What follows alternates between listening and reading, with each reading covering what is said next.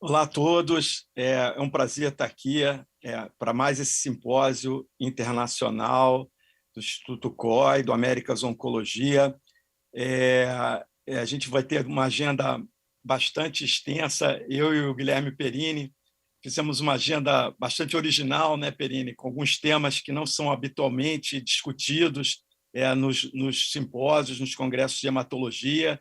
Isso foi aí intencional, porque a gente gostaria de discutir temas que são pouco abordados, mas temos também nos satélites alguns temas mais usuais. Eu acho que todo mundo que vai se logar aí nesses 2 dias vai aproveitar bastante, e eu queria já agradecer a todos os palestrantes que estão aqui conosco, que vão entrar daqui a pouco, e também aos nossos patrocinadores aí do ouro, né, a Amgen e a Takeda, e os patrocinadores bronze também, a AbbVie, a Janssen, a MSD e a Sanofi.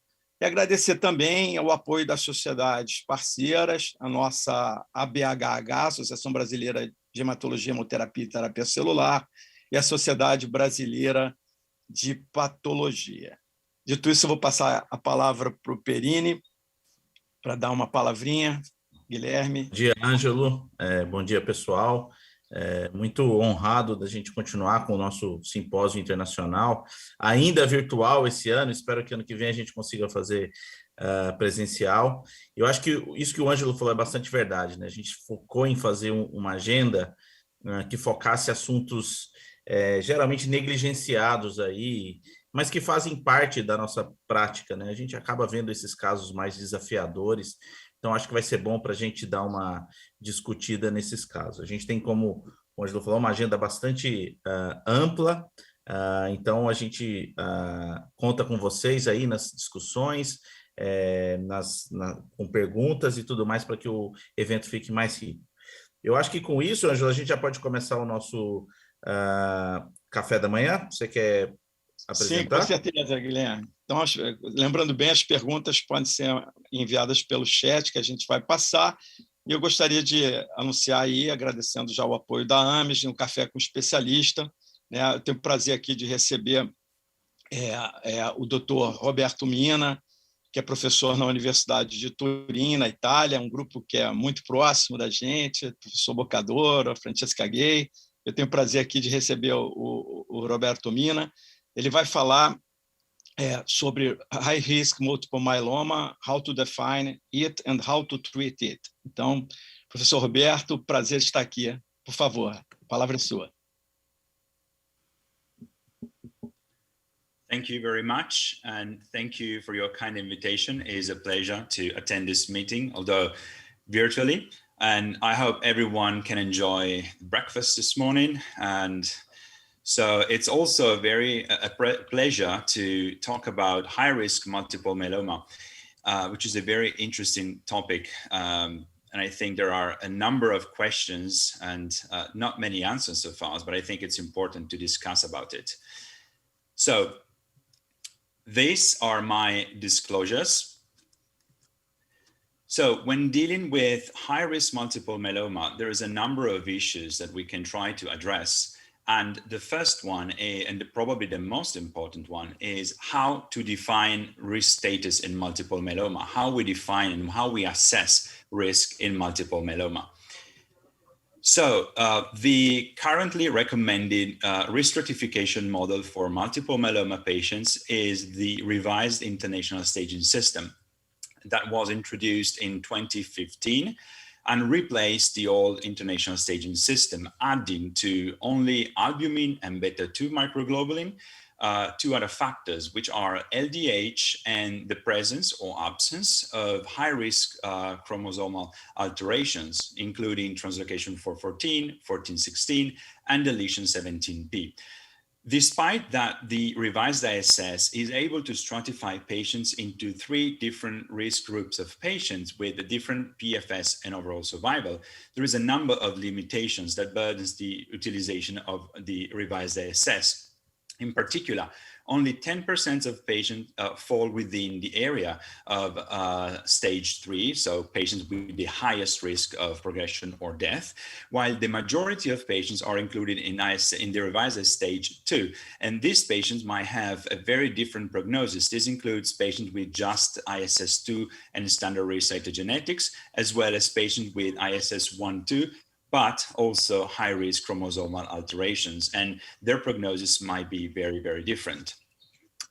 Another limitation is related to the fact that the revised ISS, despite being simple and easy to use, doesn't take into account a number of other risk factors that have been found, have been validated, and can be very helpful in the risk assessment in our clinical practice. As a matter of fact, we can have beyond albumin, beta-2 microglobulin, LDH, and a short panel of chromosomal alterations, also disease-related and patient-related risk factors that have been validated as prognostic factors in myeloma. There are additional chromosomal abnormalities pretty frequent, as we will see, the presence of circulating plasma cells, also plasma cell leukemia, the presence of extramedullary disease, and a dynamic risk factor, which is the presence of early relapse, especially after autologous stem cell transplant. On the other hand, the revised ISS doesn't capture at all risk factors related to patient. For example, frailty, the performance status, age, comorbidities, and renal functions. So there is much room for improvement in our risk stratification beyond the revised ISS. And in the next few slides, I will just show you a number of these, some examples of these risk factors that should be considered in the clinical practice when assessing the risk of our patients. So in terms of recurrent chromosomal alterations, we have 1q chromosomal copy number in excess that can be detected in 30 to 40% of patients with newly diagnosed multiple myeloma. So 1q gain, which is 3 copies of chromosome 1q, or 1q amplification, 4 or more copies of 1q chromosome, is a pretty frequent marker of high-risk disease in newly diagnosed multiple myeloma. More than a third of patients would present with this alteration. And as you can see from the curves on the left, both PFS and overall survival of patients with 1q gain or amplification have a much shorter PFS or OS as compared to that of patients without 1q gain or amplification. Also, it's not just the presence or absence of 1q copy number alterations, but also the number of copies of 1q, of extra copies of 1q that matters. As a matter of fact, the median progression-free survival of patients with gain 1q, which is only 1 extra copy of 1q chromosome, is shorter than the one of patients with just 2 copies, but is also superior to the PFS of patients with amplification 1q, patients who exhibit the worst prognosis among all. So this is a frequent chromosomal alteration that should be taken into considerations, and efforts are being made in this setting to incorporate 1q as a chromosomal alterations that will be taken into consideration also in the revised ISS stage. Another prognostic factor that is not captured by the revised ISS is that the presence of multiple high-risk chromosomal alterations can actually make us define our patients as an ultra-high-risk patient with a prognosis which is worse than that of patient with just 1 high-risk chromosomal alterations. And this has been described and validated in a number of trials, including different combinations and drugs.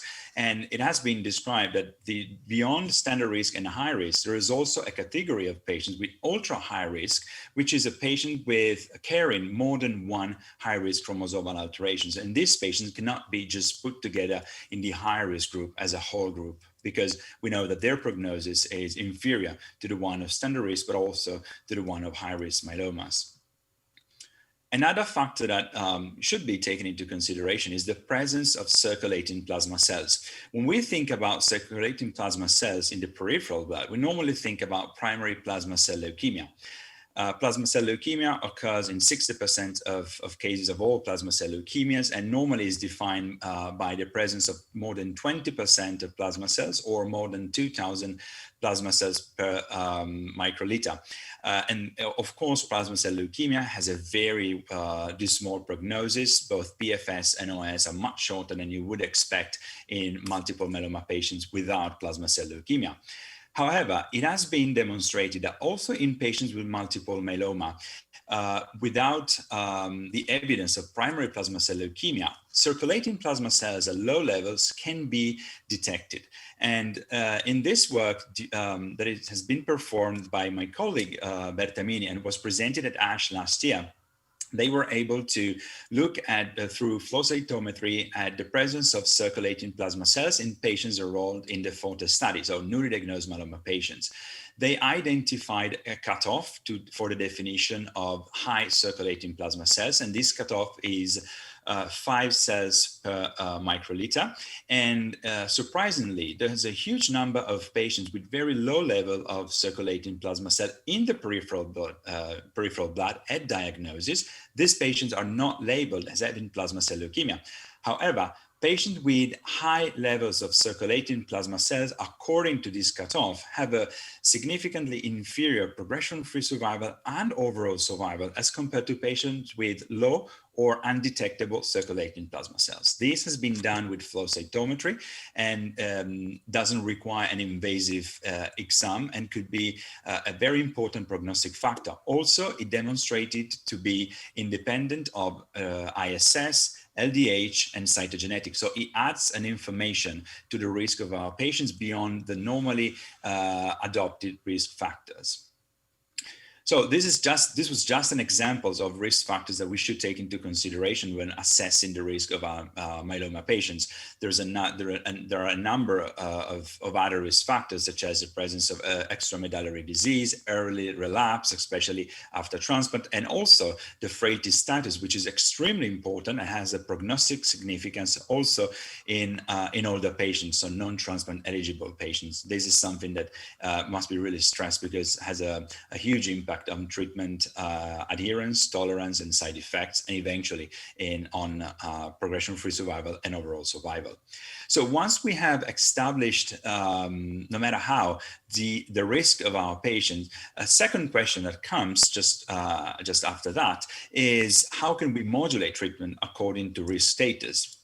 Well, despite the availability of a number of treatment options at diagnosis and also at relapse, the currently adopted guidelines do not recommend a specific pathway for high-risk multiple myeloma because we don't have many data, especially we don't have many randomized data for this specific population from whom the data normally come from retrospective analysis or subgroup analysis of other clinical trials.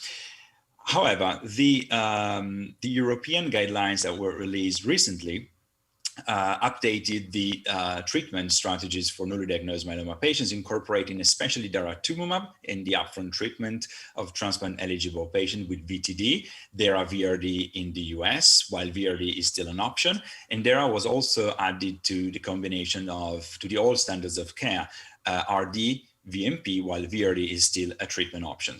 Again, there is no reference to high-risk myelomas. So how do these regimens fare in the high-risk populations? Well, the addition of daratumumab to either VMP or RD, as well as the addition of Velcade to RD, improve the progression-free survival, but also the overall survival of the overall population. However, when we look at the results and the efficacy results of these regimens, specifically in the high-risk population, we see that the benefit of the addition of all these regimens is inferior to what has been observed in the overall population, and even more so, is inferior to the efficacy in standard risk patients. In particular, daratumumab VMP showed similar efficacy in terms of PFS as compared to VMP.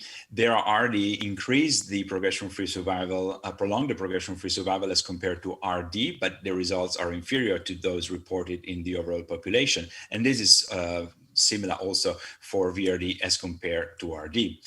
Similar results were also reported in patients with in newly diagnosed melanoma patients that are transplant eligible.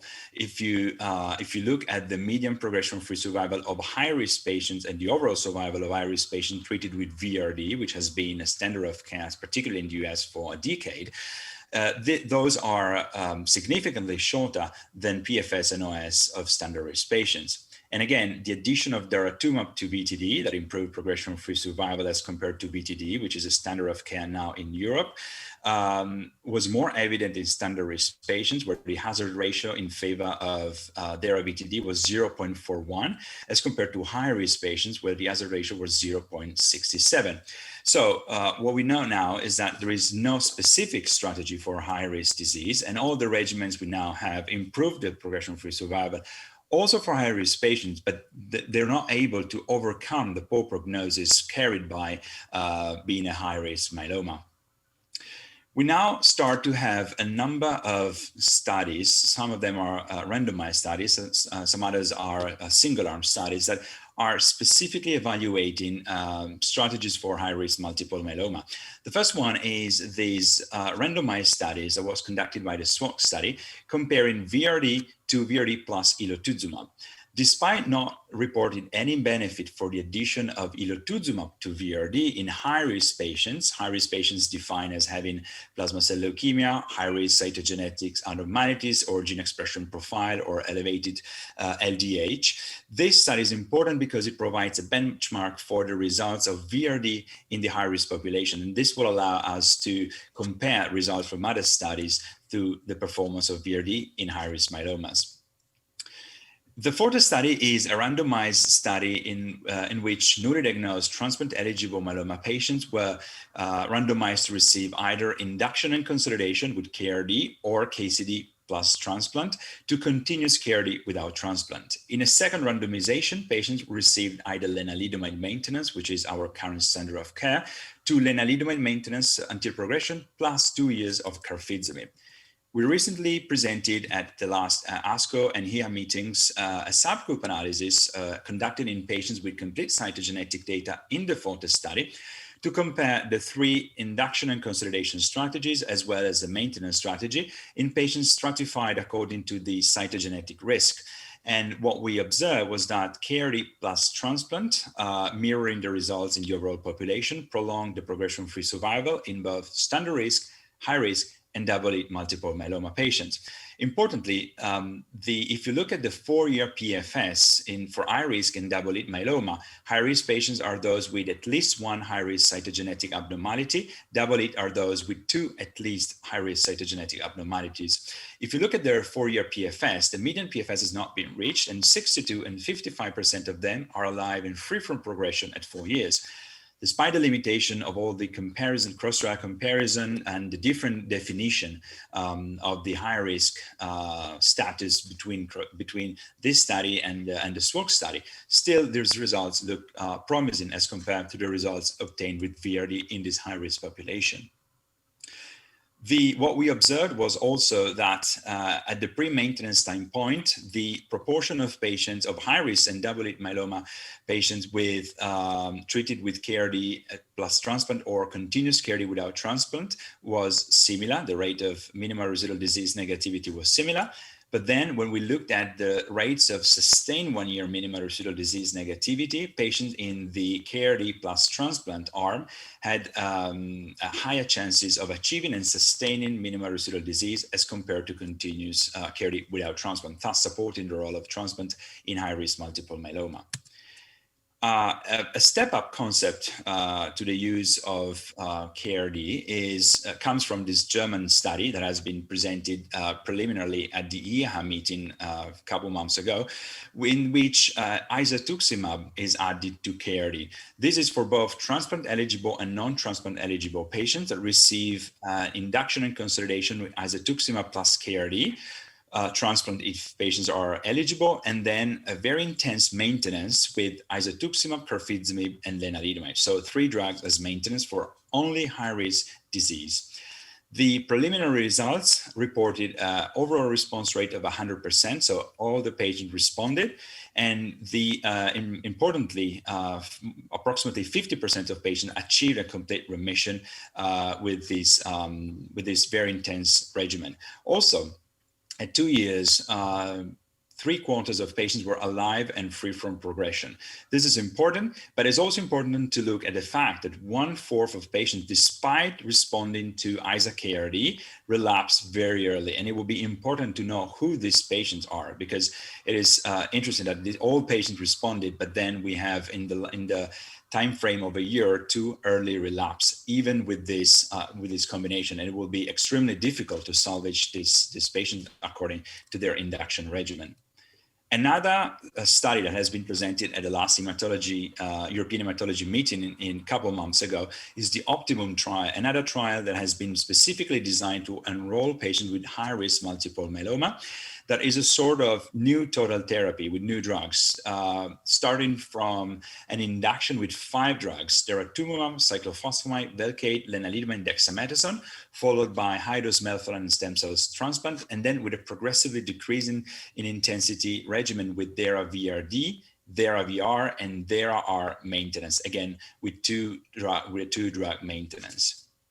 Preliminary results reported an overall response rate of 94% at the end of the induction, so at the end of the 6 cycles of DARA-VCRd. But more importantly, after transplant, 2/3 of patients, approximately, achieved minimal residual disease negativity. And as we will see later, this is extremely important, particularly in high-risk patients. So we have seen that there are studies that are currently evaluating very aggressive strategies with new drugs, including monoclonal antibodies, next generation proteasome inhibitors, and immunomodulatory drugs. Unfortunately, we don't have those regimens approved yet. And so coming back to what we can do in our clinic routinely to tailor treatment as far as we can and for high-risk patients, we have data for the tandem transplant in high-risk myeloma patients. The role of tandem transplant is debatable in the myeloma setting, but the results of the EMN02 study show that tandem transplant was of benefit in prolonging progression-free survival and overall survival in all patients, but this was particularly evident in high-risk patients, in patients with high-risk disease, and particularly in those carrying deletion 17p. So far, we can recommend tandem transplant for high-risk patients, particularly if the induction is not optimal or doesn't include all the drugs that are approved. Tandem transplant is a real option for high-risk myeloma. Coming to maintenance, the currently standard of care for maintenance therapy after autologous stem cell transplant is lenalidomide. However, we have data that lenalidomide, despite having some sort of benefit also in high-risk patients, the progression-free survival, even with lenalidomide, as compared to observation alone, progressively shortens moving from standard risk to high risk and ultra high risk patients. So lenalidomide alone is not enough, especially in high risk and ultra high risk myelomas. And as you can see here, the median progression-free survival from start of maintenance is extremely short in ultra high risk patients, being 24 months, and while is not reached in patients with standard risk disease.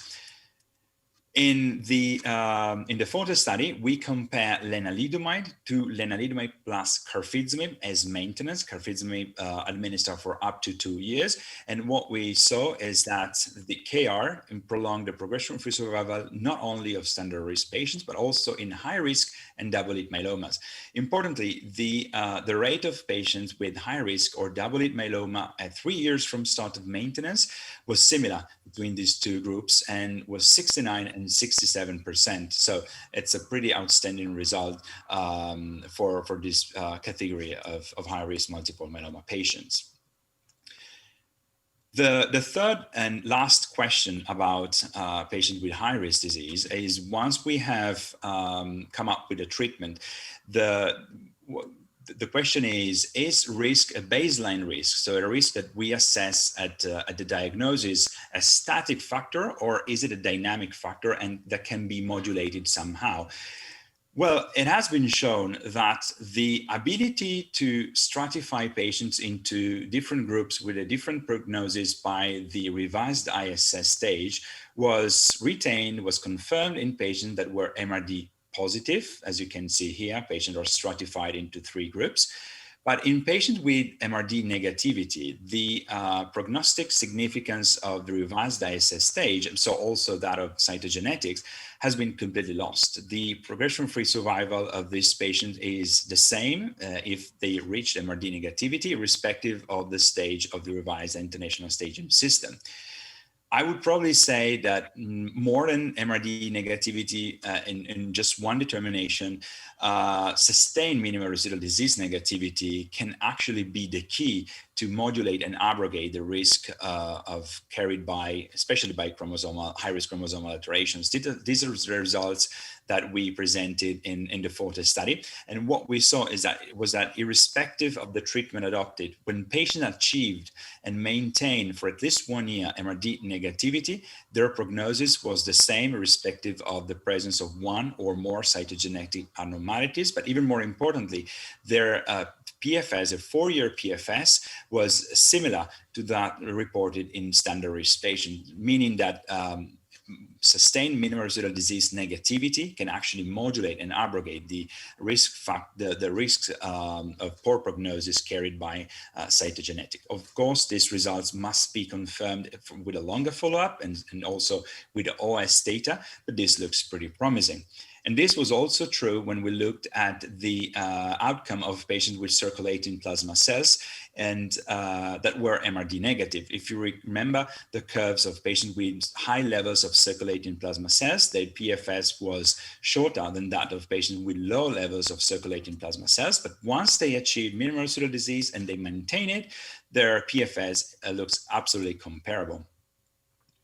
So to conclude the presentation, I would say that the current risk stratification model doesn't entirely define a patient risk. So risk status also require a comprehensive evaluation of tumor burden, cytogenetic, clinical presentation, the presence of circulating plasma cells, extramedullary disease, renal failure, age, and comorbidities, also patients' related factor. The continuous assessment of biological clinical factors is important because risk status may change. We might have accumulation of cytogenetic lesions from diagnosis to relapse.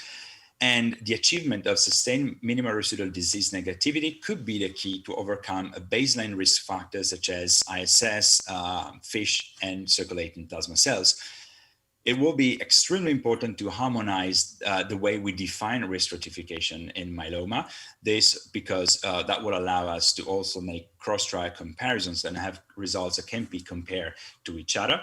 Randomized clinical trials specifically designed for high-risk disease is extremely important to actually have results in this specific population and not just from a subgroup analysis of retrospective studies. And eventually all this must lead to the development of risk-tailored treatment strategies for high-risk patients. So with this, I have concluded, and I would like to thank you for your attention. Excelente a apresentação. Parabéns aí pelo trabalho desenvolvido lá em Torino, ao grupo. Nós temos aí 10 minutos para perguntas. Confesso que eu preferia falar em italiano para usar um pouco mais meu italiano, mas não vai ser possível. Hoje pelo menos não vai ser possível. Vamos em português, mas qualquer dúvida a gente volta. Roberto, a primeira questão seria se já é o momento realmente de incluir as alterações do cromossoma 1 na estratificação de risco. A frequência dos pacientes com mieloma de alto risco vai aumentar bastante. E a dúvida fica se também para esses pacientes, ao serem incluídos, vai ter que ter uma estratégia diferenciada de tratamento na prática clínica. Well, yeah, I think it's absolutely time to incorporate 1Q copy number alterations in the definition, in the risk stratification model. This is actually going on. There is a proposal that and efforts are ongoing to include this. This will, of course, increase the rate of high-risk patients. As I said, 30 to 40% of patients can actually present with 1Q gain or 1Q amplification.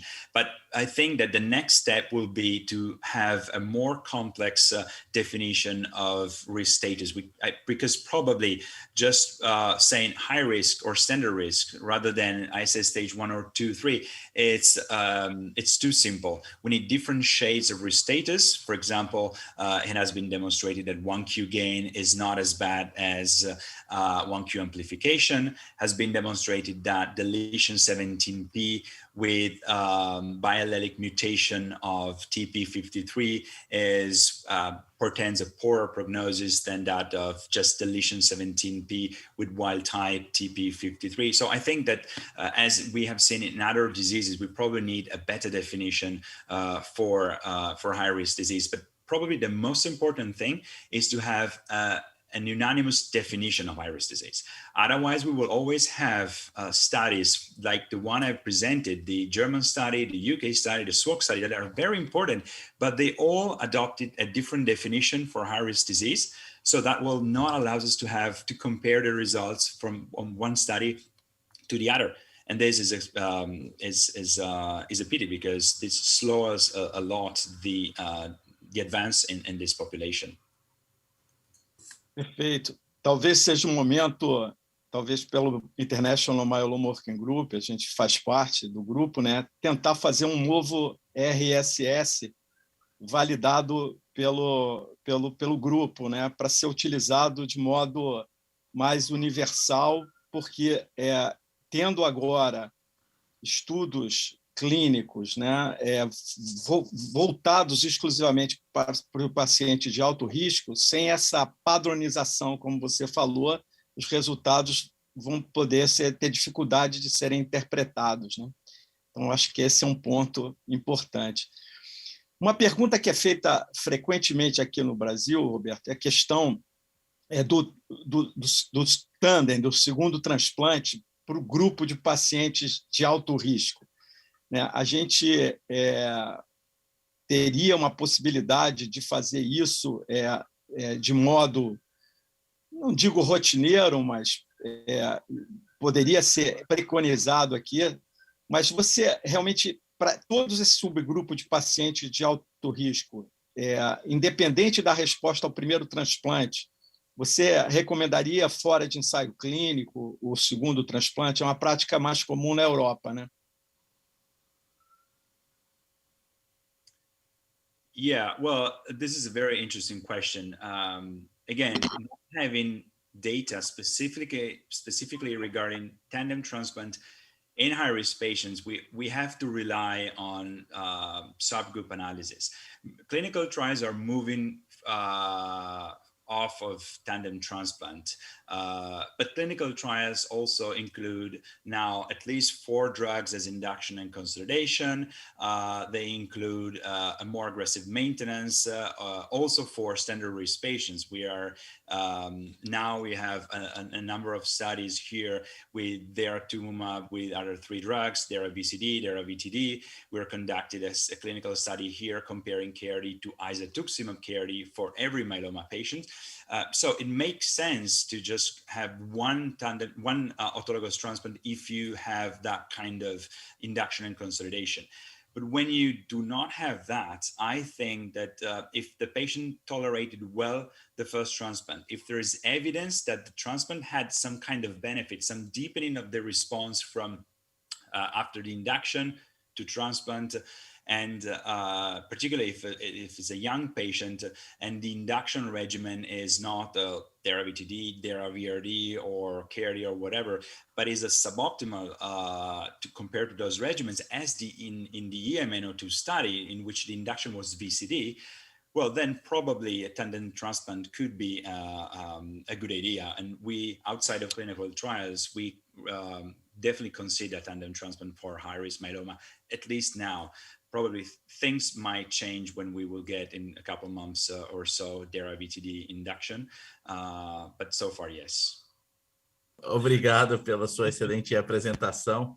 E eu queria saber um pouco do valor dessas novas drogas que estão sendo testadas em mieloma, como o selinexor, os anticorpos bispecíficos e até mesmo o venetoclax, nessa população de alto risco, especialmente em linhas mais tardias, que é quando a gente no Brasil consegue eventualmente utilizar um venetoclax ou uma nova droga em estudo clínico. Do you mean the value of which specific drug, like anti-CD38 antibodies, or? Venetoclax and selinexor. Okay, so as well, I would say that probably the most appealing one is venetoclax for patients with translocation 11-14. As you're probably aware, the Bellini study was stopped because of worse survival despite the benefit in progression-free survival in the overall population. But there is a clear benefit for venetoclax in the subset of patients with translocation 11-14, although the reason for this has not been clarified completely, and there's a nice paper now that just was released a few days ago about the role of venetoclax in this population. But anyway, I would say that venetoclax has a real potential in this population. Again, another study was recently published probably 2 days ago with venetoclax plus DARA or venetoclax plus Velcade and dexamethasone in these patients, and their results are extremely good. So I think that venetoclax in this specific population could be the first targeted drugs specifically for a kind of population. For selinexor, there are some data in patients with deletion 17p, but again, these results are probably need a confirmation at least in specific trials designed for those patients. Also because deletion 17p suffers from a bias, which is the definition of deletion 17p. There is a huge heterogeneity in that.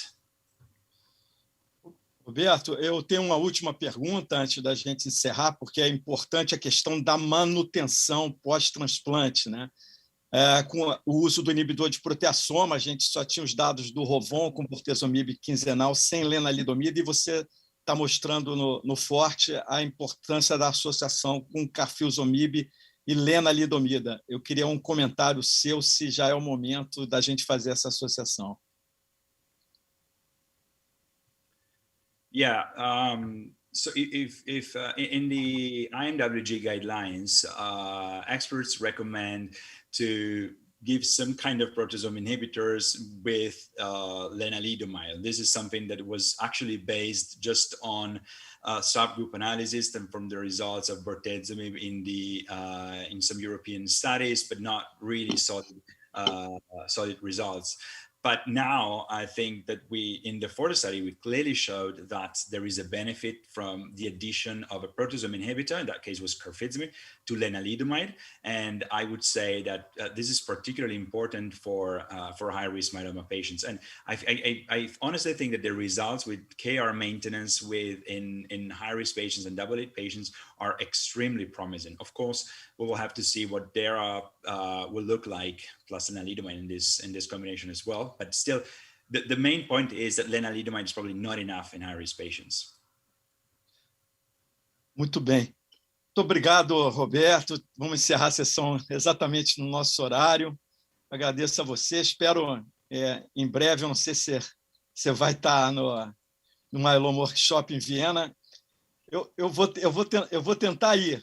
Os brasileiros não estão permitindo a entrada, mas nós vamos tentar ir lá e até lá. Espero te ver lá em Viena no mês que vem.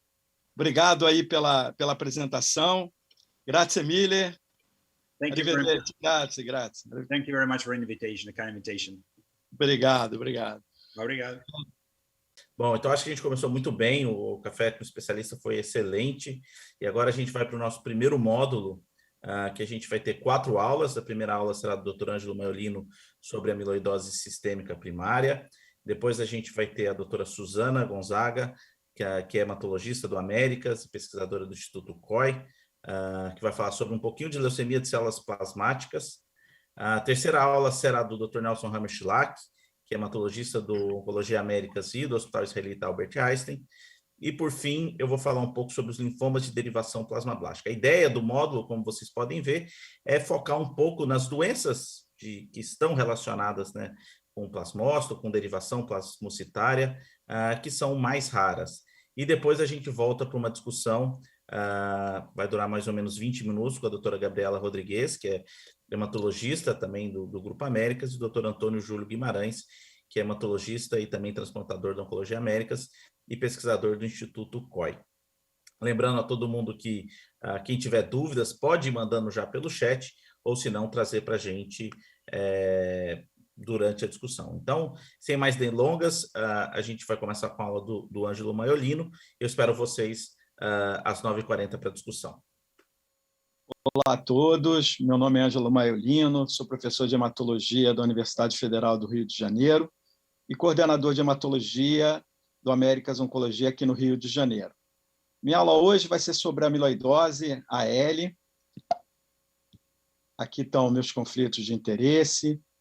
Bom, recordando o mecanismo da amiloidose de um modo geral, ela é causada pela uma mutação, pelas alterações da estrutura de determinadas proteínas que vão ocasionar um depósito tecidual. Existem centenas de tipos de amiloidose, algumas são mais comuns, a gente pode elencar aqui a transtirretina, a polipoproteína, a lisozima, e a que mais nos interessa, que é a de cadeia leve de imunoglobulina. Elas vão se depositar nos tecidos e vão dar esse aspecto no vermelho Congo e sob luz polarizada, esse aspecto de depósito fibrilar birrefringente. Na verdade, esses aqui são os tipos mais comuns de amiloidose sistêmica. Existe uma forma que é a amiloidose localizada, nosso foco aqui é a amiloidose sistêmica, particularmente a amiloidose AL adquirida, né? A proteína precursora é a cadeia leve de imunoglobulina e ela vai ter um quadro sistêmico devido à deposição no coração, no rim, no fígado, sistema nervoso periférico, autonômico e tecidos moles, né? Na verdade, o que a gente observa aqui é que na amiloidose AL, essa deposição ela ocorre em quase todos os tecidos, né? Particularmente coração, rim, fígado. Então, a manifestação é bastante sistêmica. Na amiloidose TTR, por exemplo, na forma hereditária, predomina o sistema nervoso periférico, por exemplo, e o coração, poupando mais fígado e rim. Na amiloidose senil, na amiloidose adquirida, é predominantemente o acometimento cardíaco. Então, dependendo do tipo de acometimento clínico, a gente pode ter aí um direcionamento para o diagnóstico, mas é claro que se precisa ter os exames complementares. O primeiro, importantíssimo, é documentar o depósito tecidual da amiloidose. Isso pode ser feito através da biópsia de um órgão afetado, rim, coração, fígado, por exemplo, ou pelo aspirado de gordura abdominal. Aqui a gente vê um exemplo do aspirado de gordura abdominal, né? Se aspira uma determinada quantidade, cerca de 50 ml da gordura abdominal, numa técnica que tem um certo padrão, ela deve ser processada e fixada o mais rapidamente possível na patologia. A gente vê o depósito amilóide e sob luz polarizada, o depósito fibrilar birrefringente. Aqui a gente vê a sensibilidade dependendo do sítio biopsiado, né, para detectar a fibrila amiloide, né? A gente vê que da gordura abdominal pode variar aí entre 60% a 80%, né? Quanto mais treinado o centro, o patologista, melhor vai ser essa sensibilidade. A biópsia de medula pode chegar a 50% a 55%, e dos outros tecidos acometidos, naturalmente, a sensibilidade é maior, mas, naturalmente, o risco de biopsiar rim e fígado também é maior. Então, se a gente puder fazer primeiro a biópsia de gordura abdominal, num caso de amiloidose altamente suspeita, e com mãos experientes para avaliar, a sensibilidade é bastante elevada. O outro exame importante também é a avaliação pela cintilografia. A gente tem a cintilografia cardíaca por pirofosfato, né? Então, essa é disponível nos maiores centros aqui no Brasil, existe essa possibilidade. E a gente vê que, na maioria dos casos, com amiloidose AL, né, é negativo a cintilografia cardíaca com pirofosfato. Em vez disso, a TTR ela é fortemente positiva. No entanto, a gente não deve se basear. Claro que um fortemente positivo, né, com ausência de um componente monoclonal, ela vai favorecer claramente a TTR, né? E, ao contrário, componente monoclonal presente e um negativo, a absorção do pirofosfato, vai favorecer a AL. Na suspeita clínica, quando é que a gente deve suspeitar de amiloidose, né? Um paciente que tem um quadro clínico desse tipo aqui, com macroglossia, púrpura periorbital, essa massa submandibular amolecida, edema de membro inferior, alterações cardíacas com hipertrofia concêntrica, espessamento do septo, baixa voltagem no ECG, esse paciente tem doença avançada. Então, a frequência do que isso ocorre é menor, tá certo? Então, é claro, quando chegar a esse ponto, a doença está muito avançada. Mas essa é uma lista enorme de manifestações clínicas que podem ocorrer na amiloidose, né? Além da questão cardíaca, né? A síndrome nefrótica, a hepatomegalia, hipotensão postural ou síncope, disfunção erétil, neuropatia periférica, alterações da mobilidade gastrointestinal, fadiga, perda de peso, a púrpura periorbital, macroglossia e a massa submandibular, que nós já falamos. O problema é não deixar chegar nessas fases mais avançadas da doença. A gente observa nessas curvas do grupo de Pavia que, quando o paciente não tem um acometimento cardíaco, o desfecho é muito superior em termos de sobrevida mesmo, quando comparado aos pacientes com envolvimento cardíaco assintomático e aqueles que têm o envolvimento cardíaco, eles têm uma mediana de sobrevida de 15 meses, né? Também o acometimento renal, uma proteinúria assintomática, leva a diálise apenas 4% dos pacientes, enquanto uma síndrome nefrótica chega a necessidade de diálise 20% dos pacientes.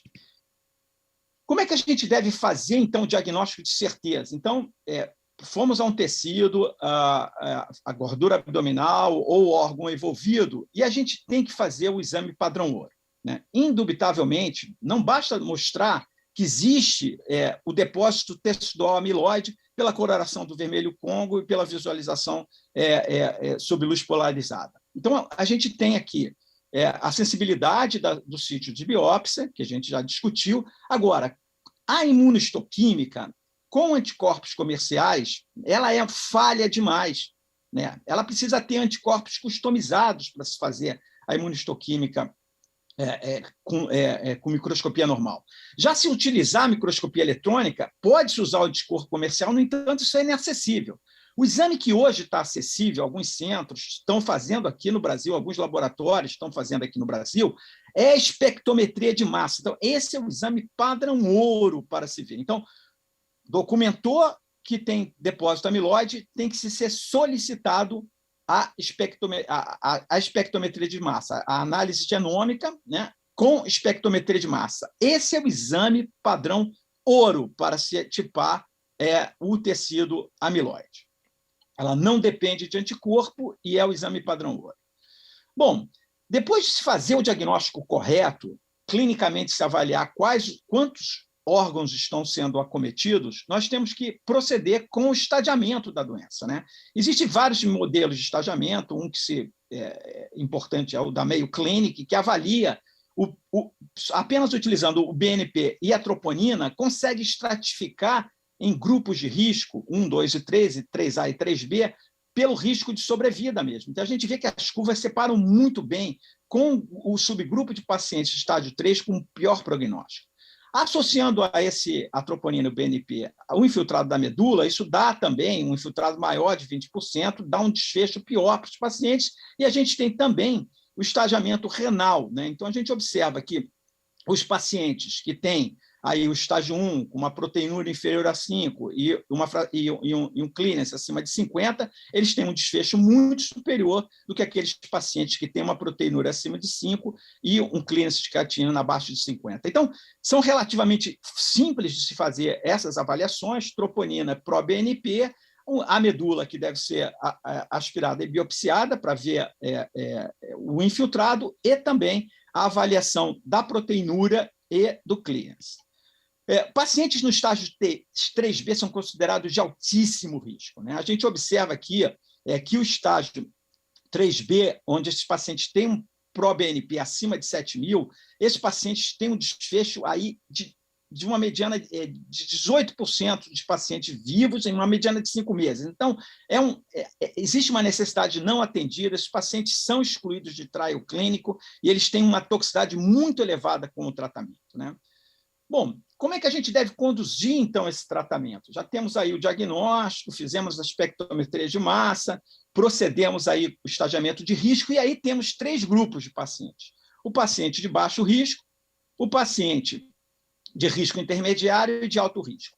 Para ser de baixo risco, menos de 20% dos pacientes, cerca de 25% dos pacientes, todos esses critérios de idade, ECOG, BNP, fração de ejeção, classificação funcional cardíaca, pressão arterial, clearance, bilirrubina, difusão pulmonar, todos eles têm que estar ausentes. Então, assim, o paciente tem que estar num critério adequado para se encaixar no baixo risco. O alto risco é o 20% de pacientes estágio cardíaco 3B, a classificação 3 ou 4 de disfunção cardíaca e o ECOG de 4. O intermediário fica entre um e outro, tá certo? Bom, o tratamento para o grupo de pacientes de baixo risco pode ser, sim, o transplante autólogo de células tronco-hematopoéticas, tá? Então, só para o baixo risco existiria esse potencial indicação hoje do transplante. O intermediário, hoje, a gente prefere que caia junto do alto risco aqui, na combinação que a gente tinha do Cybor, VCD, ciclobortezomib e Dexa, e hoje a gente tem a opção de se fazer, vou mostrar um pouquinho mais adiante, a associação do Cybor com o daratumumab. Existem as opções em andamento de estudo com o carfilzomib e o venetoclax, particularmente para aquele grupo que é significativo de pacientes que têm aí a translocação 11-14. Na amiloidose, a frequência pode chegar a 50%, bem superior à que acontece no mieloma. É importante no paciente de alto risco, principalmente no 3B, reduzir as doses iniciais de bortezomib e Dexa e tentar um escalonamento ou introduzir as opções terapêuticas numa sequência. Aqui a gente tem o primeiro tratamento aprovado para a amiloidose AL aqui no Brasil e no mundo como um todo. O Brasil foi um dos primeiros países a aprovar essa combinação baseada nesse estudo Andrômeda. O estudo Andrômeda foi um estudo fase 3 que comparou o VCD, o Cybor-Dexa, com Dara mais Cybor, né?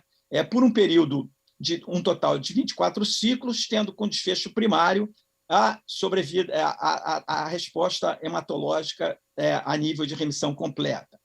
Foram incluídos pacientes com doença cardíaca até estadiamento 3A, tá certo? O 3B foi excluído do estudo.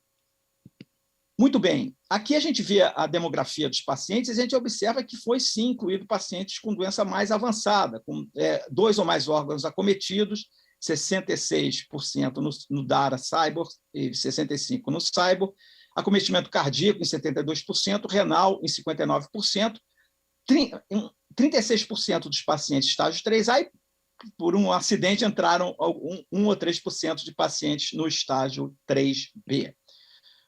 Desfecho primário, claramente favorecendo o Dara Cybor, 53% de resposta completa contra 18% assim, no Cybor-D. Então, esse desfecho primário claramente alcançado, com respostas bastante rápidas, favorecendo o Dara Cybor em torno de 60 dias, os pacientes em remissão completa, e no Cybor-D, 85 dias.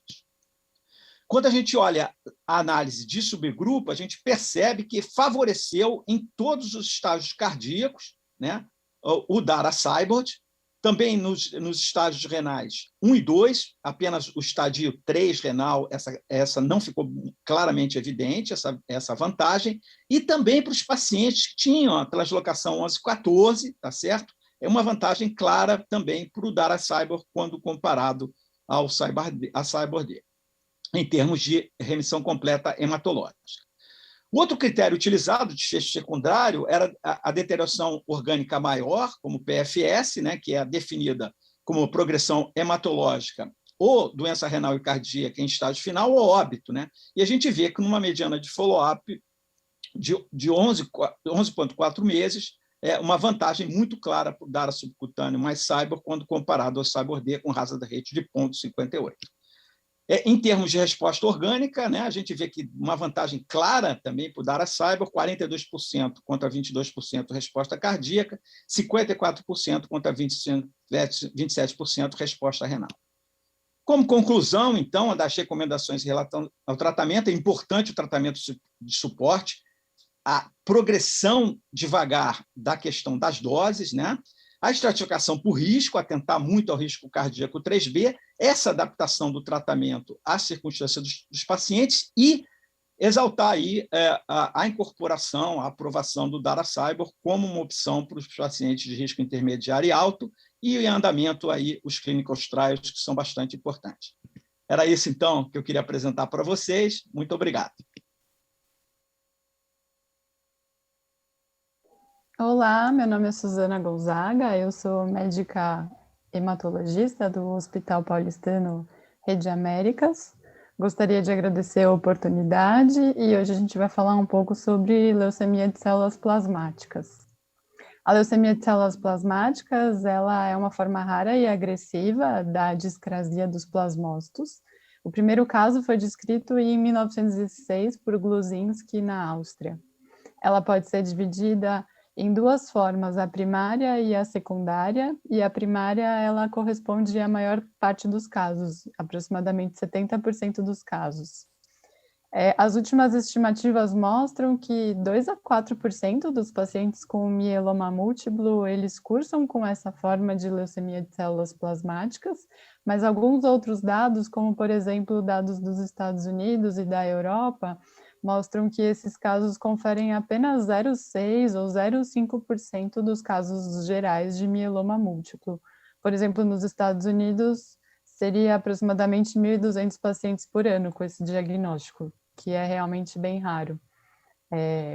Vem ocorrendo, sim, um aumento importante no número desses casos nos últimos anos, justamente porque os nossos pacientes com mieloma múltiplo, eles têm sido beneficiados por diversas drogas, eles apresentam uma sobrevida maior nos últimos anos e, consequentemente, essa leucemia pode ocorrer, principalmente a forma secundária, nos pacientes já expostos a várias drogas.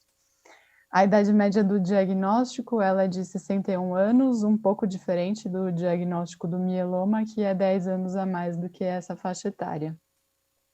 Em relação aos critérios diagnósticos, existem 2 critérios estabelecidos, que é a contagem absoluta de plasmócitos, maior que 2 vezes 10 a nona células no sangue periférico, ou então mais que 20% de plasmócitos circulantes.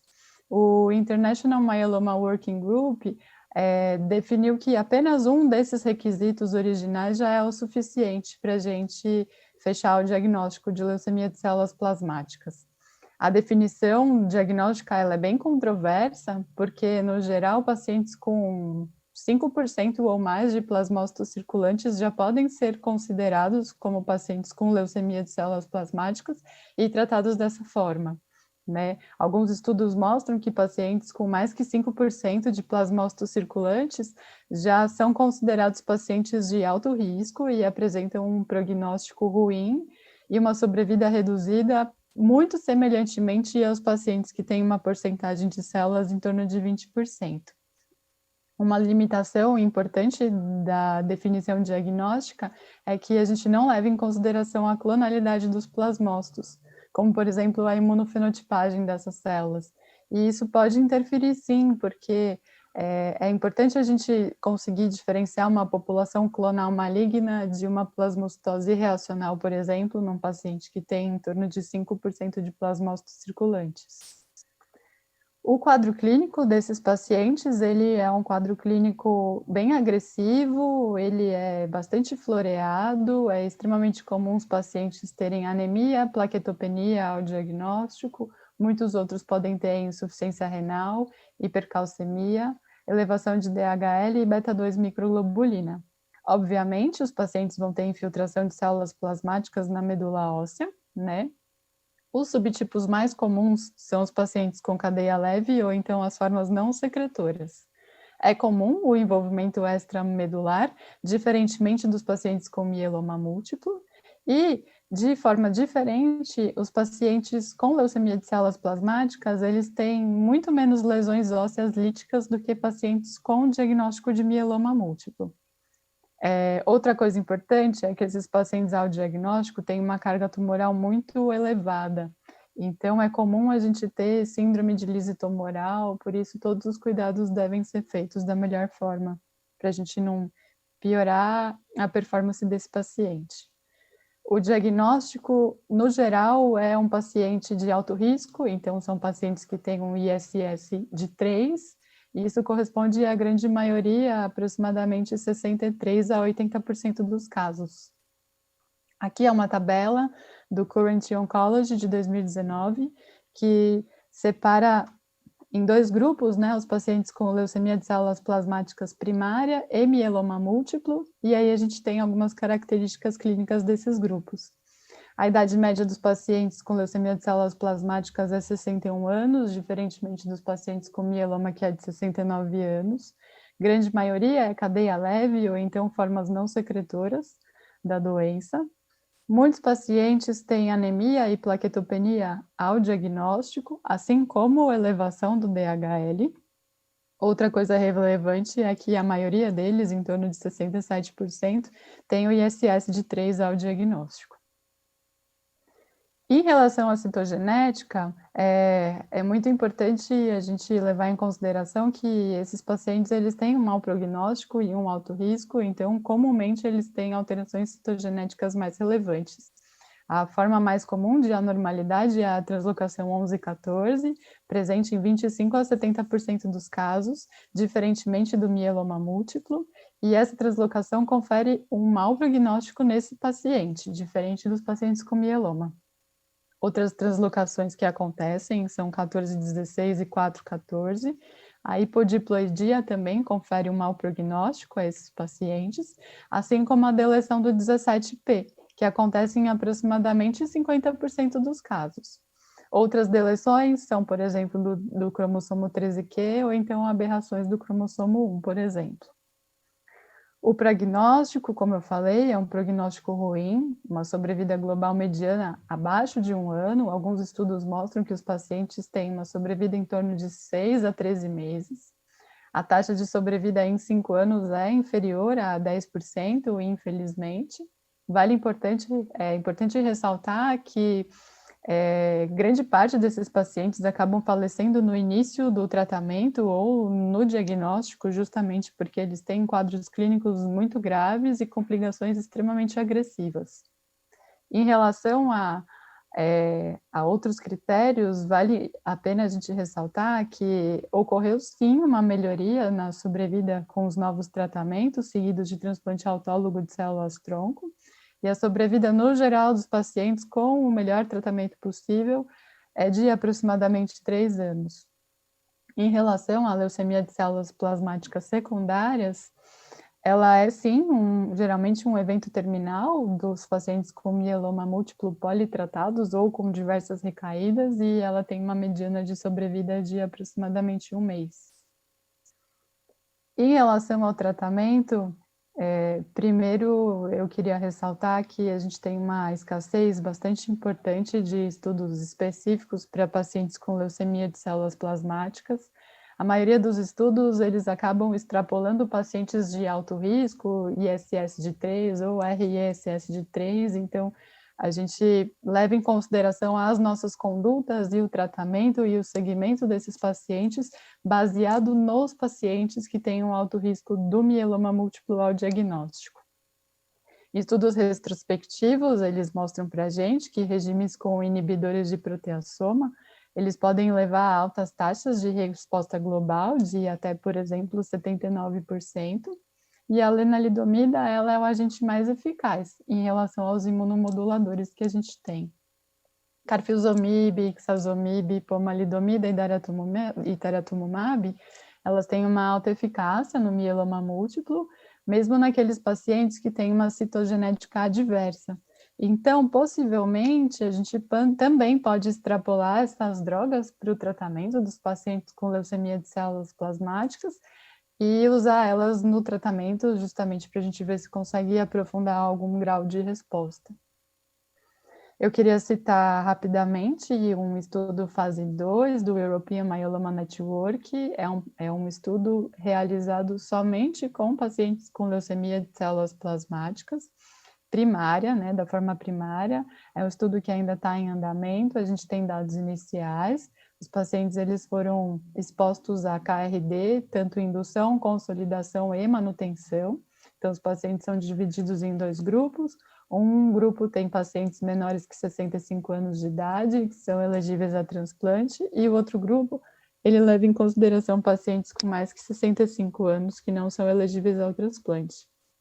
Então, inicialmente, os dados que a gente tem são de 14 pacientes que fizeram 4 ciclos de KRD e eles atingiram uma resposta VGPR em 80% e uma resposta completa em 33%. Então, é um estudo que ainda está em andamento. Logicamente, é muito difícil fazer um estudo com esse grupo de população tão raro, mas a gente tem bons resultados. Outros tratamentos relevantes no caso, o RVD, né? O RVD a gente pode usar tanto para pacientes elegíveis ao transplante como pacientes inelegíveis. Nos pacientes elegíveis, vale a pena a gente fazer uma terapia de indução um tempo um pouco a mais até a gente conseguir atingir a melhor resposta possível. E nos pacientes inelegíveis ao transplante, o ideal é que a gente faça de 8 a 12 ciclos de tratamento para depois seguir com a manutenção. Outros esquemas relevantes são regimes com quimioterapia intensiva, por exemplo, VTD, RVD-PACE ou Hipercevad-RV, que são esquemas que têm o intuito de fazer uma indução de citorredução rápida, então eles são sim relevantes, dependendo da carga tumoral do paciente.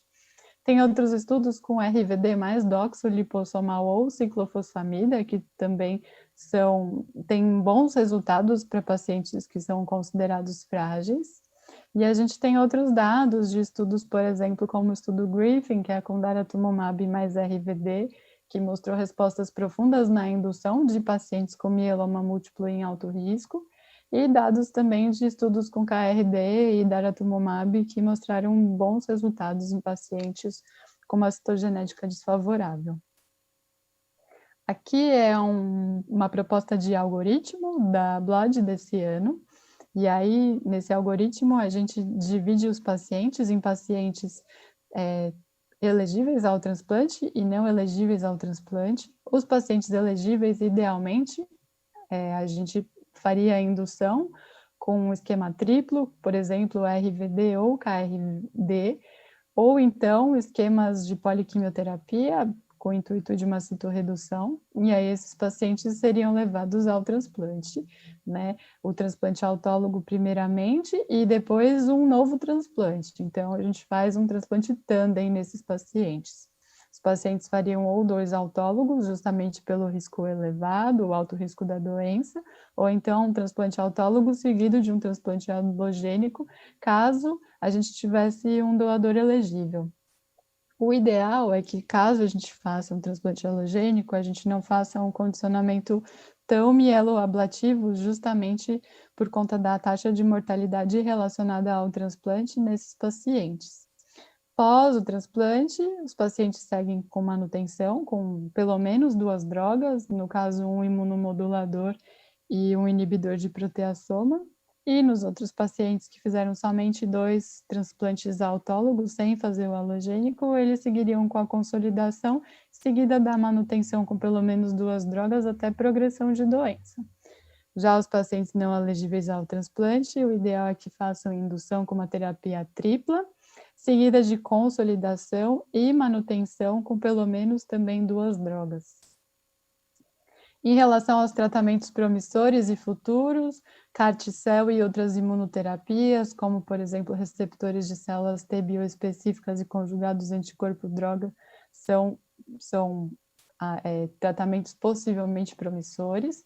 Entre outros, a gente tem algumas terapias também para pacientes com leucemia de células plasmáticas, com elotuzumab, panobinostat, selinexor e venetoclax, para pacientes com translocação de 11 e 14. Então, tem estudos ainda em validação, possivelmente vão agregar bastante no futuro, principalmente para os pacientes que têm alguma alteração citogenética que a gente consegue identificar em FISH, por exemplo.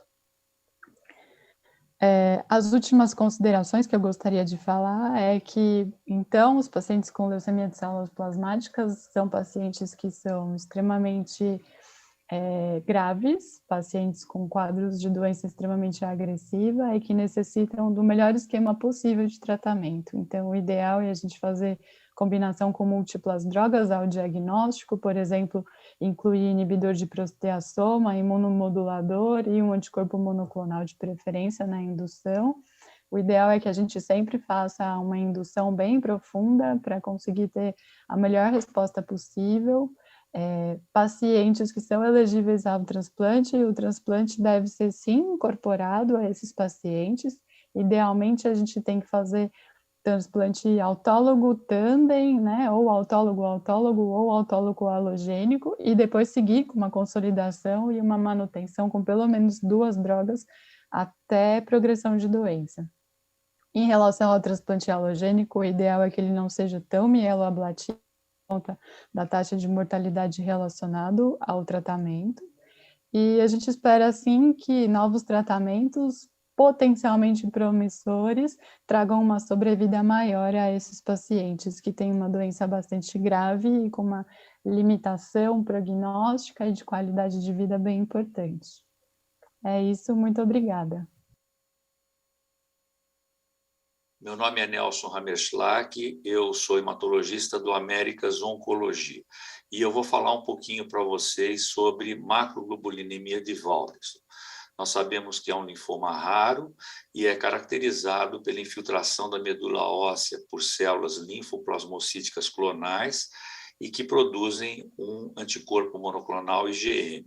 Essa doença tem uma fase assintomática e aqueles pacientes que têm sintomas e complicações, essas resultam da infiltração da medula e de alterações imunológicas e físico-químicas do aumento da proteína monoclonal. O diagnóstico desta doença ele é claramente definido e um teste genético, que é a mutação do MYD88, ele é útil, às vezes, para definir um diagnóstico diferencial. Os critérios específicos que demonstram uma doença sintomática, eles têm um guideline clínico que explicam quando eles necessitam tratamento. O tratamento ele evoluiu rapidamente e hoje nós temos, inclusive, muitos que são baseados na utilização dos anticorpos monoclonais anti-CD20 e também naqueles que são inibidores da sinalização da célula B, os inibidores de BTK ou Bruton quinase. A escolha da terapia é baseada na necessidade de você ter um rápido controle da doença e na presença de complicações e na idade do paciente. Quando você utiliza os inibidores de BTK, normalmente essa terapia é contínua e ela deve ser sempre discutida com o paciente, esta possibilidade da terapia contínua versus a utilização de uma terapia finita com químio e imunoterapia. Com relação à prevalência, ela é 1% das doenças hematológicas. O diagnóstico é dado pela biópsia da medula óssea, que mostra uma infiltração por células linfoplasmocíticas clonais e a presença de uma IgM detectada por imunofixação. Menos de 10% das células clonais elas têm um curso indolente, comparando com 10% da infiltração que ela produz. Existem linfomas, linfoplasmocíticos, que não têm proteína monoclonal, né? Mas isso é diferente da doença de Waldenström e também tem uma biologia que também pode não ter uma diferença significativa, inclusive o tratamento ser muito semelhante. A IgM monoclonal sem a presença histopatológica do linfoma linfoplasmocítico não é uma doença de Waldenström, mas pode ser considerada uma gamopatia monoclonal de caráter indeterminado ou, de repente, um linfoma nodal sem uma infiltração na medula óssea. Com relação ao MYD88, que é a marca genética dessa doença, ele ocorre em 80% a 95% dos pacientes. A detecção pode ser feita no sangue periférico, mas na medula óssea a sensibilidade é maior. A detecção do MYD88 ela pode ser útil para diferenciar a doença de Waldenström de outros linfomas semelhantes, ou mesmo do mieloma IgM. 5 a 10% dos pacientes com doença de Waldenström não vão ter MYD88, nós temos que ter isso sempre na cabeça, e também é interessante que, às vezes, você encontra MYD88 em pacientes que têm gamopatia monoclonal de caráter indeterminado, assim como também em outros pacientes que tenham outros tipos de linfoma. Como é que você avalia clinicamente esses pacientes? Esses pacientes, obviamente, são avaliados através da história, exame físico. Às vezes, eles podem ter uma história de doença de Waldenström na família ou de outras doenças linfoproliferativas. É importante você sempre checar para sintomas B e organomegalia, ver sintomas de viscosidade, neuropatia, síndrome de Raynaud, rush cutâneo, edema periférico, dispneia. É sempre importante pedir um apoio de um oftalmologista experiente para um fundo de olho, e pacientes que têm uma alta taxa de IgM, eles devem ser cuidados com determinada atenção maior, porque esses pacientes eles podem ter no tratamento uma chamada flare ocasionada pelo uso do rituximab. Com relação ao prognóstico, nós podemos ter um sistema prognóstico, que é o IPSS da macroglobulina de Waldenström. E, basicamente, nós utilizamos a idade, a beta-2-microglobulina, o DHL e a albumina, dando para nós um score até 5, quer dizer, do indivíduo ter nenhum, 1, 2, 3, 4 ou ou 4 desses fatores para a gente poder estabelecer o nível prognóstico.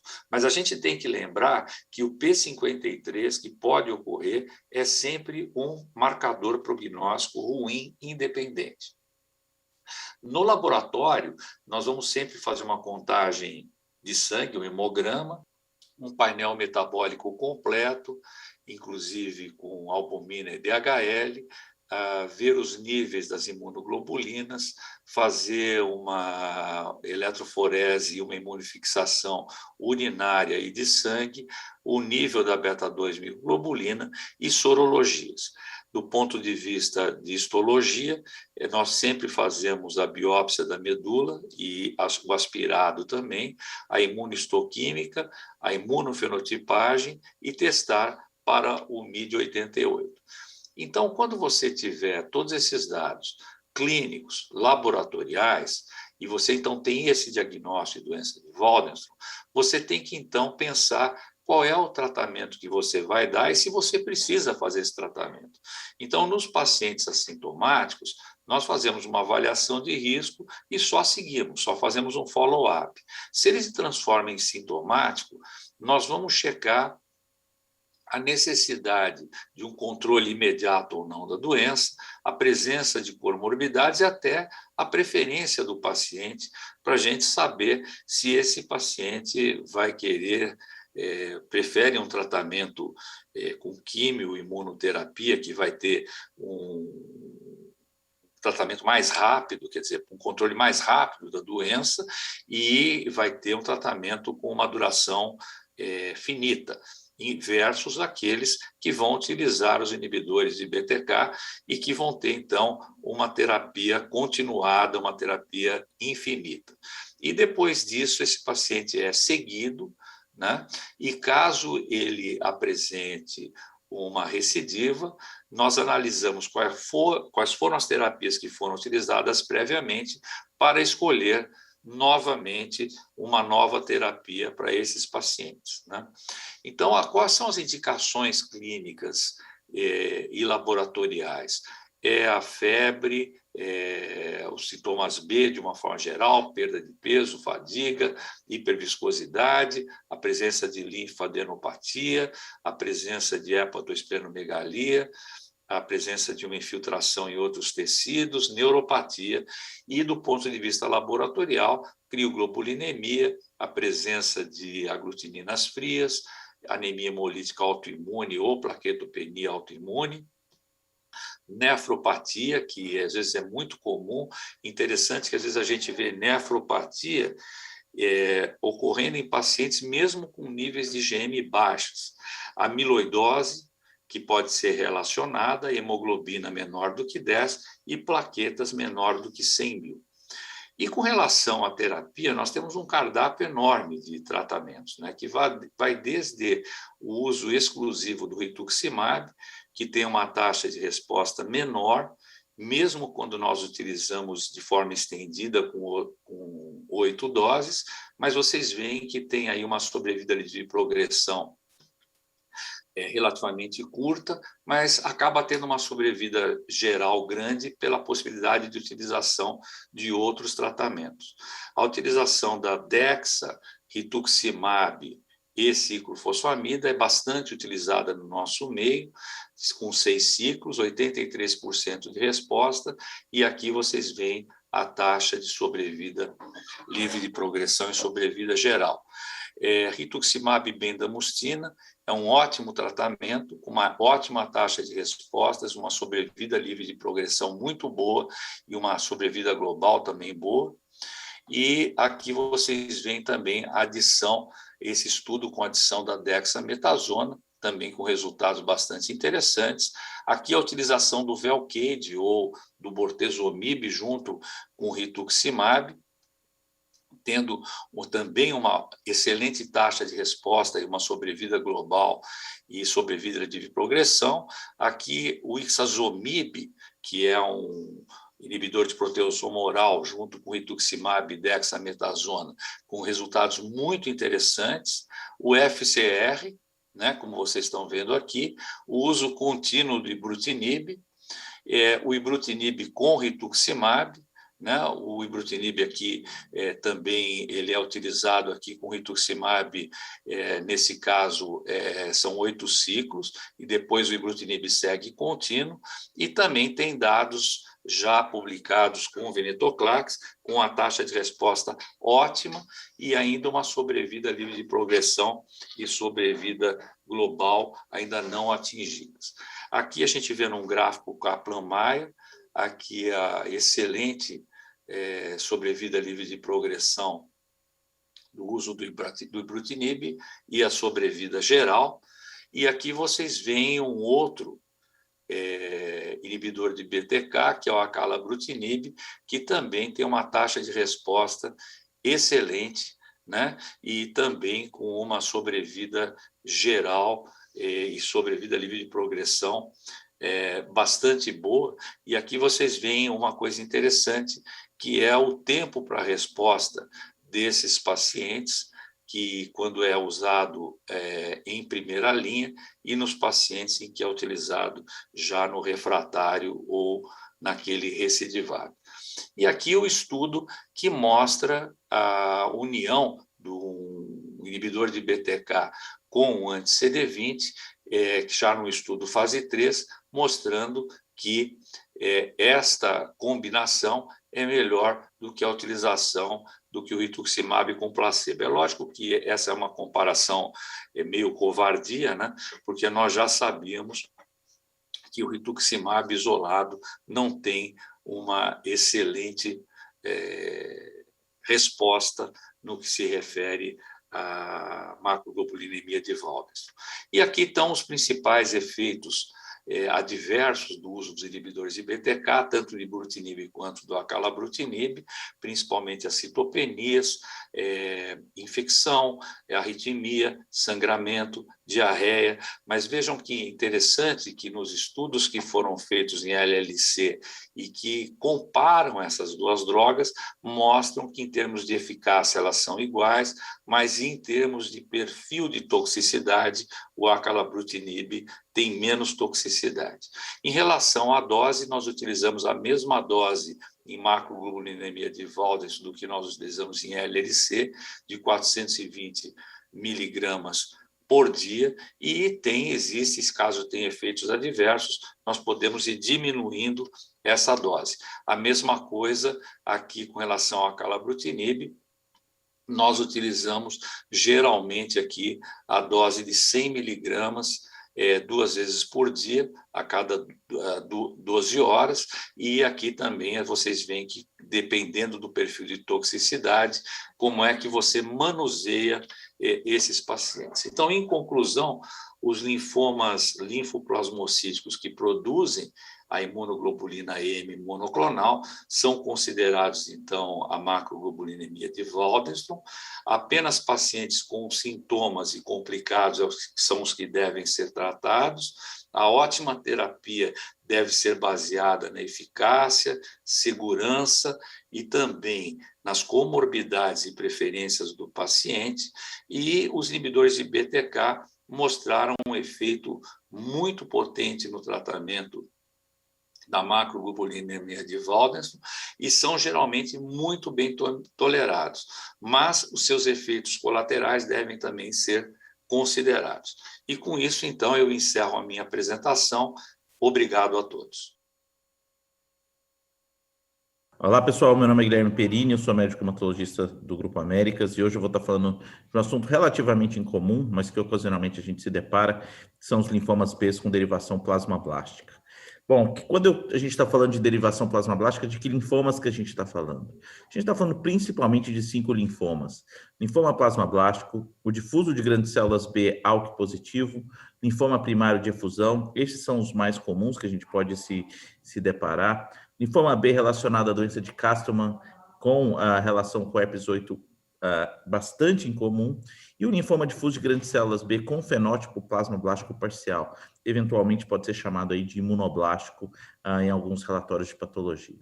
O que une toda essa classe é que geralmente são linfomas bastante agressivos e que não costumam responder às terapias padrão. Mas vamos falar um pouco do mais comum deles, que é o linfoma plasmablástico, né? Então, o linfoma plasmablástico, ele surge, na verdade, junto com a epidemia do HIV. As primeiras descrições do linfoma plasmablástico eram especialmente em jovens do sexo masculino com lesões de cavidade oral, e todos eles HIV positivo. Hoje em dia, a gente já sabe que existem linfomas plasmablásticos não relacionados ao HIV, isso corresponde a cerca de 30% dos casos, mas a relação com o Epstein-Barr continua sendo bastante frequente, né? Então, praticamente todos os casos de linfoma plasmablástico vão ter relação com EBV e também é um dos linfomas mais enriquecidos para rearranjos do MYC, né? Praticamente aí na literatura de 50% a 80% dos casos vão ter rearranjos do MYC. Isso pode nos ajudar na hora de fazer esse diagnóstico. A via que está bastante ativada nesse linfoma é a via do JAK-STAT, mas a gente ainda não tem terapias-alvo eficazes nesse cenário. Tá? Então, é um linfoma extremamente incomum, cerca de 2% dos linfomas relacionados ao HIV, ainda menos, obviamente, nos não HIV. Tem uma mediana de idade mais nova nos pacientes HIV positivo, em torno de 42 anos, e aí é mais comum em homens na população HIV positivo, e na população HIV negativa é uma doença mais tardia e mais comum em mulheres. De qualquer maneira, geralmente é comum que esses pacientes tenham algum grau de imunodeficiência / imunossupressão, seja pela idade, né, pela senescência, mas eles geralmente têm algum grau de imunossupressão. Doença extremamente agressiva, múltiplos sítios extranodais, não costuma responder bem às terapias convencionais e ela tem um diagnóstico diferencial muito importante que é o mieloma plasmablástico. Tá? Então, alguns mielomas podem ter essa apresentação e aí a gente precisa muito se basear no status do EBV e do MIC para fazer essa diferenciação. Como a gente trata o linfoma plasmablástico, o que a gente vem fazendo nos nossos pacientes é fazer o EPOC, né, dose adjusted EPOC, com ou sem bortezomib. Os estudos com bortezomib não são uma evidência muito boa, mas para uma doença que tem um prognóstico tão ruim, em especial naqueles pacientes que têm aí um IPI intermediário alto, a gente obviamente pensa em adicionar alguma terapia alvo. De qualquer maneira, continua sendo um linfoma de difícil tratamento. Se esse paciente responde, eventualmente a gente pode consolidar com transplante autólogo.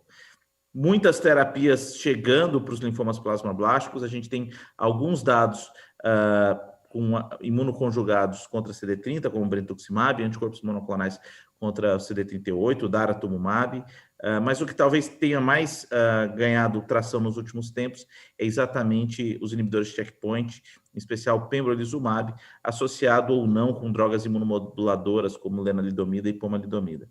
Então é um cenário em aberto, a doença refratária é muito difícil de ser tratada, mas cabe a gente deixar isso aí como uma mensagem de possível terapia. Outro linfoma extremamente raro dos plasmablásticos é o difuso ALK positivo, extremamente raro, não mais que 200 casos descritos. Geralmente tem essa morfologia imunoblástica que eu falei para vocês. Por definição, ele tem que ser CD30 negativo para fazer o diagnóstico diferencial do anaplásico de grandes células. E a translocação que a gente tem do ALK aqui não é a translocação mais comum, a translocação 217. Esses casos também, por definição, são EBV negativo e é uma doença extremamente agressiva que geralmente é primariamente refratária. Então, isso aqui são dados de literatura. Geralmente é uma doença de homens em torno da 4ª década de vida, com acometimento extranodal importante.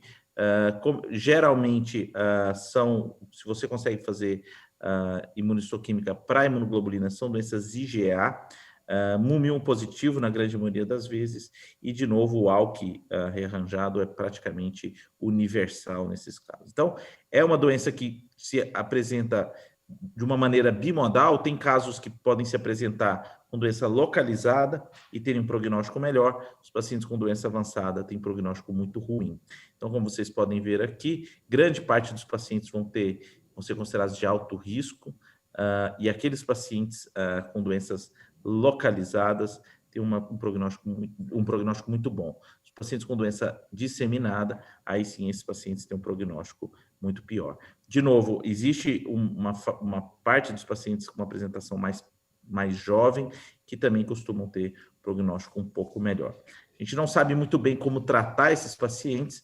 O que a gente faz, na verdade, é basear nos esquemas clássicos de quimioterapia, né? CHOP, CHOEP ou EPOC, e, obviamente, consolidação com transplante deve ser aventado nesses casos de prognóstico tão ruim. É lógico que, por ser uma doença ALK positiva, levanta para a gente a possibilidade de utilizar um inibidor de ALK. Infelizmente, os poucos relatos de caso que a gente tem do crizotinib mostram respostas, mas que são muito precoces, são muito pouco duradouras, e com isso dificulta a utilização dessas medicações a longo prazo. Tem alguns estudos combinando o crizotinib com quimioterapia, mas os resultados ainda estão em aberto. Bom, vamos falar um pouco do linfoma primário de efusão, também doença bastante incomum. É um linfoma que não se apresenta com massas, mas só com efusão cavitária e que tem uma relação muito estrita com o herpes 8. Né? Praticamente 100% dos casos vão estar relacionados ao herpes 8. De novo, também um linfoma de diferenciação plasmocitária, plasmablástica, e tem um prognóstico muito ruim. Então, o que a gente sabe do herpes 8? O herpes 8 ele é um vírus que consegue levar vários danos ao sistema imunológico, né? Desde o mecanismo de evasão imune, que é comum a todos esses vírus da família herpes, mas também ele expressa uma proteína chamada LANA1, e a LANA1 consegue fazer várias coisas. Uma delas é justamente fosforilar o E2F e fosforilar a proteína do retinoblastoma, a RB, levando então a célula a entrar em ciclo celular. Então ela vai proliferando. Além disso, a LANA1 é um inibidor do P53, então ela aumenta a progressão, a ciclagem celular e ao mesmo tempo ela diminui os controles de apoptose, além, obviamente, de levar à evasão imune.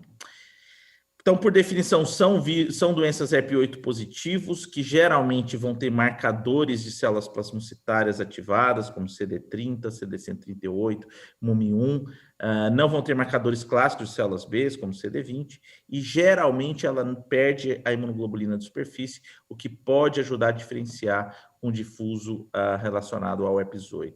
Então, o que a gente vê geralmente, como a gente não tem massa, geralmente a gente vai ver em citologia. Essa célula é muito importante nesses pacientes você fazer um emblocado, ou seja, você retirar o líquido, jogar num bloco de parafina para que a gente consiga fazer essas colorações e com isso fazer esse diagnóstico. Né? Então, de novo, poucos casos descritos na literatura, chegando até um total de 300 casos, mediana de idade em torno de 55 anos, relação com HIV, relação com EBV e, obviamente, relação com herpes-8, como eu falei para vocês. Muito raro envolvimento extracavitário, 1/4 dos pacientes só, e o que a gente vê, na verdade, é que a mediana de sobrevida desses pacientes é baixa, constante em todos os estudos, em torno de 6 meses. Tá? Então, aqui é um estudo da Holanda, recentemente publicado, mostrando como é ruim o prognóstico desses pacientes, e esses pacientes não costumam responder muito bem. O próprio NIH tem aí um trabalho olhando a sua sobrevida. De novo, os tumores são, além do herpes-8, Epstein-Barr positivo, tem um prognóstico um pouco melhor, e obviamente aqueles pacientes que têm desbalanços imunes muito importantes, também tem um prognóstico pior. Como a gente trata? Difícil tratar esses casos. De novo, a gente se baseia no SHOP, SHOEP, EPOC. Alguns poucos casos podem ser CD20 positivo, a gente deve considerar rituximab nesses casos, tem um estudo de pouco mais de 20 pacientes mostrando alguma resposta boa.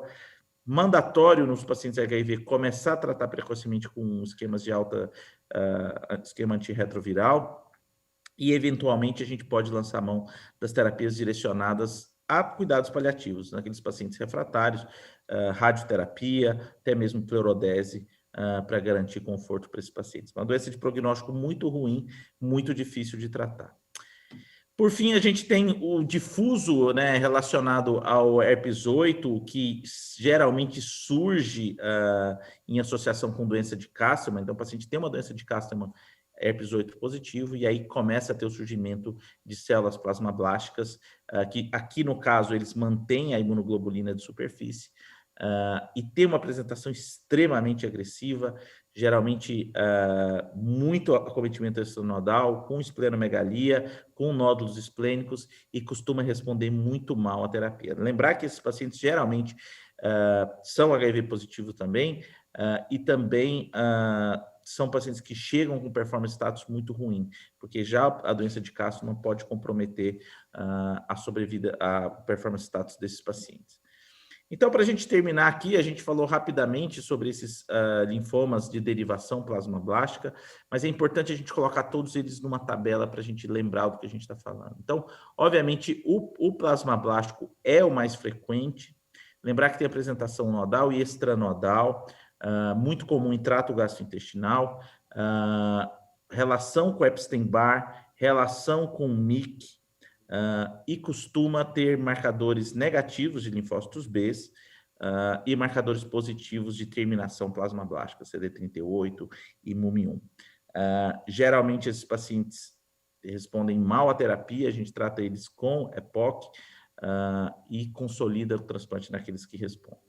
Tá? Falando um pouco do anaplásico ALK positivo, apresentação nodal, como eu falei, a gente tem um grupo de pacientes mais jovens com doenças localizadas que costumam responder bem, e um de pacientes com mais idade que vão muito mal e respondem mal. Lembrar que é mandatório excluir o CD30 nesses casos, e o MYC também, e também o Epstein-Barr, que faz o diagnóstico diferencial com plasmablástico ou anaplásico de grandes células. E o primário de efusão, a gente vai ver aí poucos casos, mas o que a gente vê geralmente são ou pacientes jovens HIV positivo ou pacientes idosos com doenças mandatoriamente extranodais, ou seja, com derrames cavitários, muito raramente envolvimento extra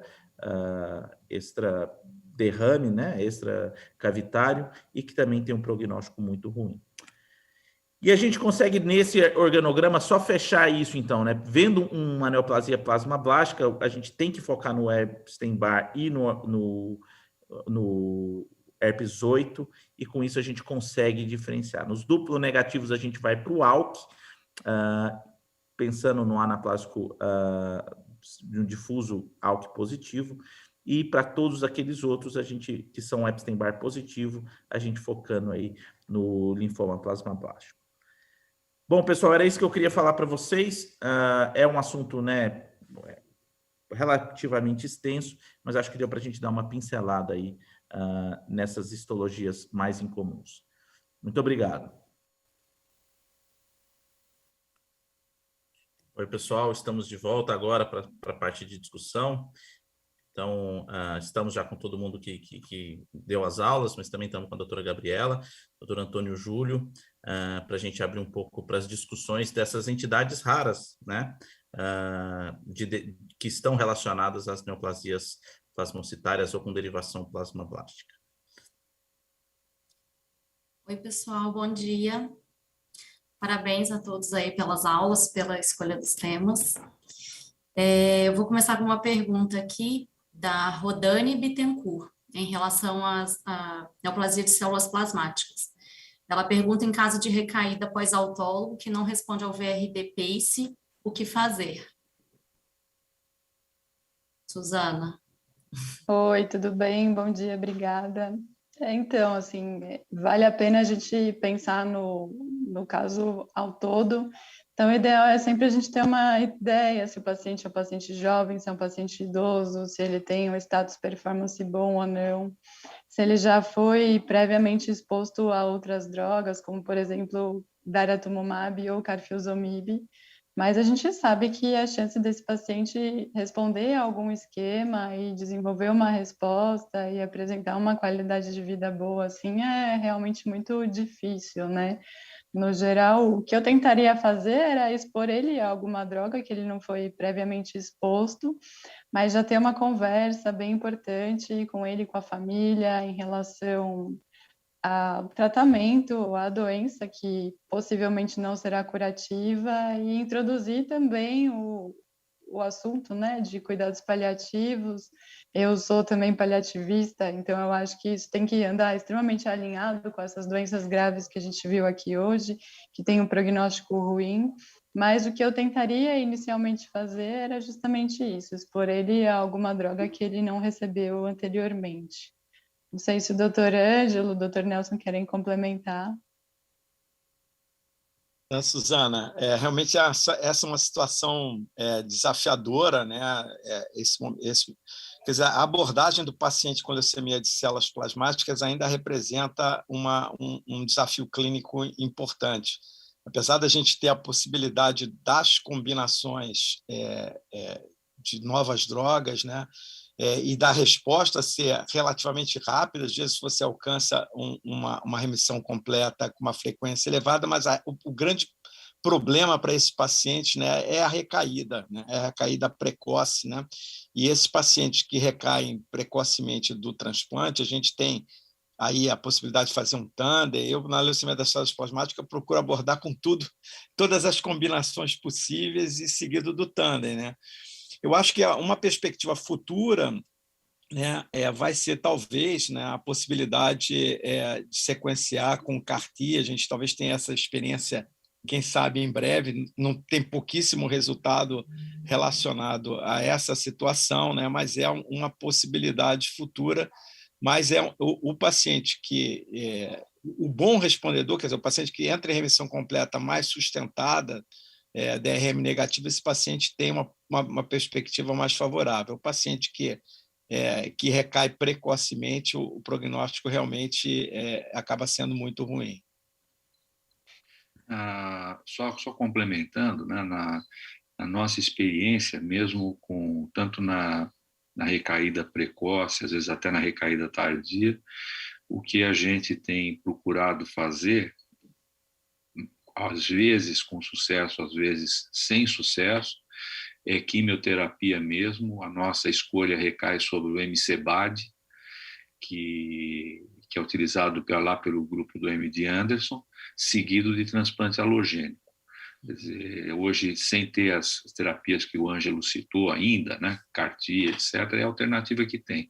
No entanto, o que a gente tem notado é que nem todo paciente responde à quimioterapia, e aqueles que respondem à quimioterapia ou mesmo ao transplante, eles podem ter recaída com a doença, dada a agressividade da doença. Nesses pacientes bons respondedores com doador disponível, então o senhor já encaminharia direto para o halogênico? E rápido, porque quanto mais tempo você demora, menos chance você dá para o paciente. Recentemente nós tivemos um caso espetacular, quer dizer, a paciente teve uma recaída não só de leucemia, mas também com uma massa grande extramedular. O diagnóstico inicial era de leucemia plasmocitária, e ela respondeu a 2 ciclos de MCBAD, entrou em remissão completa, fez o halogênico, e agora está no dia mais 100, e com a doença controlada. E também o importante é entrar com manutenção para esses pacientes. Apesar da gente saber que a lenalidomida ela tem um risco maior de doença enxerto contra hospedeiro nesses doentes, ela é a terapia de escolha, a lena é a terapia de escolha nesses pacientes como manutenção. Então, a gente utiliza doses baixas, acompanha principalmente para ver citopenias, acompanha a doença enxerto contra hospedeiro, mas me parece que é o caminho. Às vezes você faz com dupla manutenção, tipo bortezomib ou mesmo ixazomib mais lena. Ixazomib, geralmente esses pacientes nunca foram expostos antes, então passa a ser uma alternativa, mas precisa ter muito risco de citopenia. E o senhor tenta priorizar o melfalano no condicionamento ou não tem? Então, aí depende muito, né? 2 exemplos. A gente tem uma paciente, aí não é linfoma plasmocitário, mas é uma paciente com P53 e mieloma, que depois do autólogo, do autólogo com melfalano, ela progrediu. Então, ela não respondeu ao melfalano. Então, você insistir no melfalano num paciente desses não me parece de bom senso, né? Por outro lado, também você não sabe exatamente o que você vai fazer para condicionamento. Talvez associar alguma radioterapia, alguma coisa, que o mieloma é bastante sensível, né? Mas nos pacientes que respondem bem ao melfalano inicialmente, eu repetiria o condicionamento no halogênico com melfalano. Eu tenho uma pergunta para todo mundo. Talvez seja um pouco precoce para a gente chegar a alguma conclusão em relação ao CAR-T, né? Vocês acham que o CAR-T ele vai substituir o transplante, ou em que momento ele vai entrar junto com o autólogo ou com o halogênico? O que vocês acham? Antônio, é difícil responder. No mieloma, a minha sensação, não sei, no mieloma, não estamos falando aí de leucemia de células plasmáticas, né? De modo, sem dúvida, não vai substituir. Quer dizer, a ideia é que o CAR-T, ainda que ele seja incorporado a uma terapia inicial do paciente de alto risco, ele provavelmente vai ser sequenciado, porque uma das melhores formas de fazer debulk da doença é com o melfalano, em altas doses. A questão toda em relação ao halogênico, para mieloma, as indicações são em casos absolutamente excepcionais, e principalmente o CAR-T poder ser utilizado em pacientes mais idosos, né? As complicações não existe a complicação da doença de enxerto hospedeiro crônico, enfim, vai ser muito mais factível. Eu acho que o halogênico para mieloma, sim, vai ser uma situação mais excepcional ainda. Leucemia de células plasmáticas é diferente, é uma doença mais rara, difícil de fazer trial. O Nelson tem toda a razão. Ele é um paciente. Leucemia de células plasmáticas muitas vezes é frequentemente diagnosticado em paciente mais jovem também, né? Então, esse paciente, sim, ele teria o benefício de fazer um halo, e CAR-T AV também. É possível que possa ser sequenciado também, né? Eu concordo com as colocações do Ângelo. Certo. Eu tenho uma outra pergunta, mudando um pouquinho para o Waldenstrom, talvez para o Dr. Nelson. Se tem um papel para pesquisar a mutação do CXCR4 e se mudaria em relação à escolha do tratamento, porque tem alguns trabalhos que mostram que a resposta ao ibrutinib poderia ser pior. Você tem alguma coisa para dizer sobre isso? Eu não tenho experiência, Gabriela, nesse aspecto, né? Eu também li a mesma coisa que você, mas eu não tenho experiência com isso, e também a nossa experiência ainda utilizando os BTKs em Waldenstrom ainda é muito pequena, tendo em vista que esse não é uma aprovação que a gente tem no Brasil, né, da droga ainda. Então, ainda a gente tenta tratar esses pacientes, pelo menos em primeira linha, com as terapias finitas, né, que são a quimioimunoterapia. Provavelmente isso deve mudar na medida em que a gente puder utilizar mais amplamente esse tipo de medicamento no nosso meio. Mas hoje a experiência é muito pequena. Os dados que eu mostrei são dados de literatura e portanto, ainda é difícil até você fazer uma seleção de pacientes baseado em esse tipo de alteração. Certo. Eu tenho uma pergunta para o Nelson. Dos estudos que você mostrou, um dos estudos ali, que é o ixazomib, lena e rituximab, ele tem dados promissores, né? Um estudo da Dana-Farber que mostrou uma sobrevida global relativamente maior do que as outras, e a gente tem a base do Waldenstrom inibidor de proteasoma, né? Tanto o bortezomib quanto o Carfil. No nosso meio, a gente encontra muitos pacientes cardiopatas. Então, assim, muitas das vezes, tanto o Carfil, até mesmo o ibrutinib, eles têm alterações cardíacas. Você indicaria esse tipo de tratamento, além de ser dose fixa, né? Porque o ibrutinib ele é um tratamento contínuo, mas o Ixa, a Dexa e rituximab, num paciente que tem essas alterações cardíacas, que tem um manejo difícil da própria parte cardiológica, né? O que você acha? Olha, eu nunca... Eu tinha uma experiência muito pequena com inibidor de proteosoma em Waldenstrom, até recentemente, né?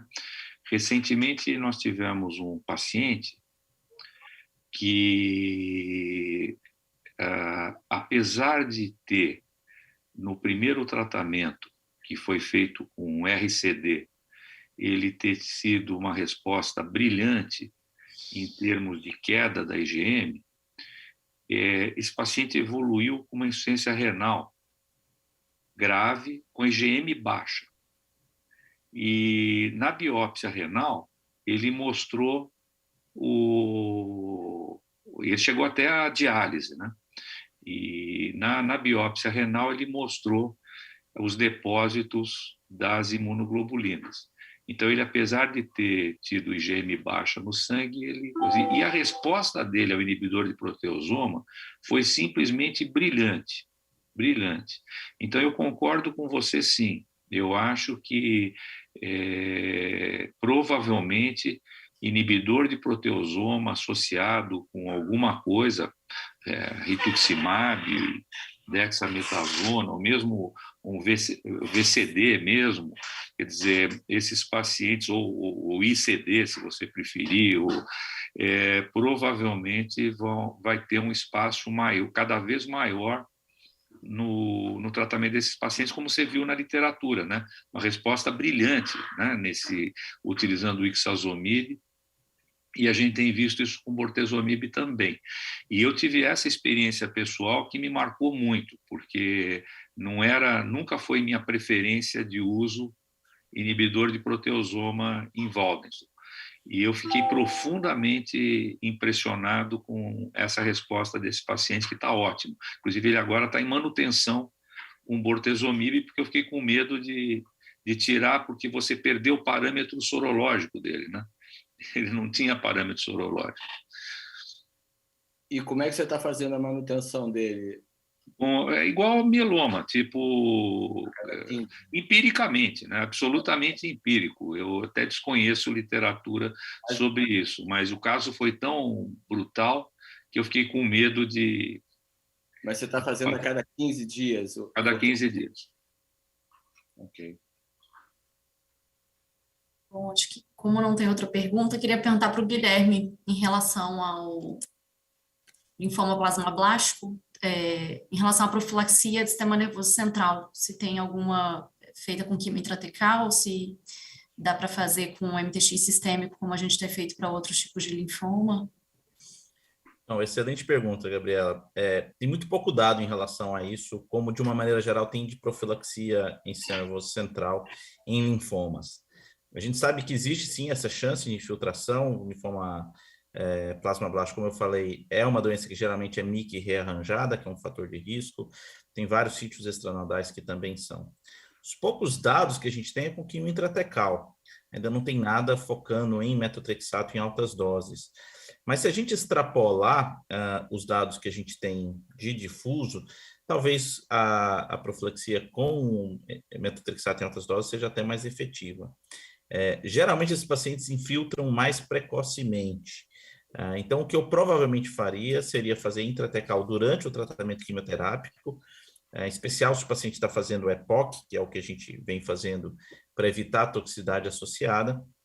E aí, no final, a depender do performance status, idade do paciente, função renal, considerar fazer altas doses de metotrexato. Lembrando que esses pacientes, se eles estiverem respondendo, eles são eletivos a transplante autólogo, né? Então, isso dificulta aí um pouco o time de coleta e tudo mais.